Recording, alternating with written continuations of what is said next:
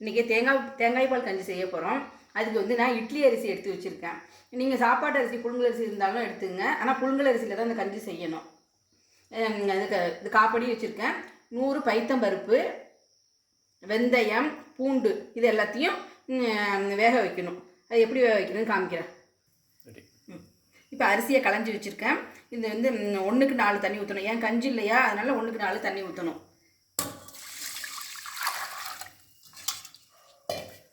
இதில் வெந்தயம் எடுத்து வச்சுருக்கோம்ல அதை போடணும்.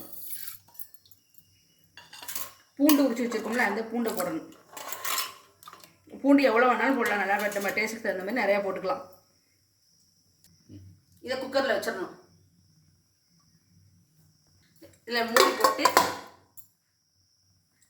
நான் பைத்தம்பருப்பை தனியாக வேக வச்சிருவேன். ஏன்னா இது பொங்கி ஊற்றும். அதனால் பைத்தம்பருப்பை தனியாக தண்ணி ஊற்றி வச்சுருக்கேன். இப்போ மூடியை போட்டு 4 விசில் வைக்கணும். தேங்காய் பால் கஞ்சிக்கு 3 மூடி தேங்காய் திருவி வச்சுருக்கேன். இதை வந்து மிக்சியில் போட்டு அரைச்சி தேங்காய் பால் புளிஞ்சு வந்து காமிக்கிறேன். மிக்சியில் அரைச்சி வச்சுருக்கேன். இப்போ இதை எடுத்து வெட்டி பாலாக புளியணும்.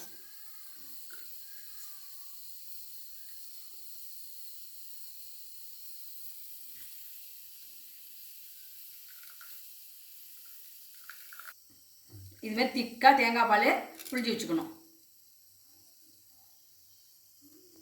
கஞ்சி நல்லா வெந்துருச்சு. இப்போ இதை நல்லா கிளறணும். இந்த பைத்தம்பருப்பை வேக வச்சு வச்சுருக்கோம்ல அதையும் இதோட சேர்த்து கிளறணும்.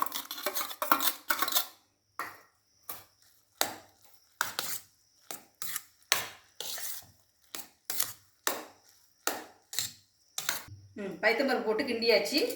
இப்போ தேங்காய் பால் ஊற்றணும். இந்த திக்காக எடுத்து வச்சுருந்தோம்னா தேங்காய் பால்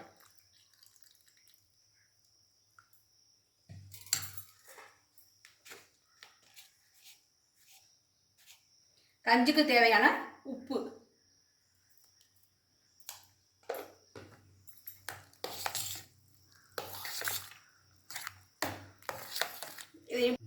தேங்காய் பால் கஞ்சி ரெடி. தேங்காய் பால் கஞ்சிக்கு தொட்டுக்க வந்து தேங்காய் துவையல் அரைச்சிருக்கேன், வத்தல் வறுத்துருக்கேன், கொத்தரங்காய் வத்தல் வறுத்துருக்கேன். இது இருக்கிறத தொட்டு சாப்பிட்டோம்னா ரொம்ப அருமையாக இருக்கும். தேங்காய் பால் கஞ்சி வயிற்றுப்புண், வாயு தொல்லை எல்லாமே சரியாகும். இதை வாரம் ஒரு முறை செஞ்சு சாப்பிட்டு பாருங்கள். உடம்புக்கு ரொம்ப நல்லது. ரொம்ப டேஸ்ட்டாகவும் இருக்கும்.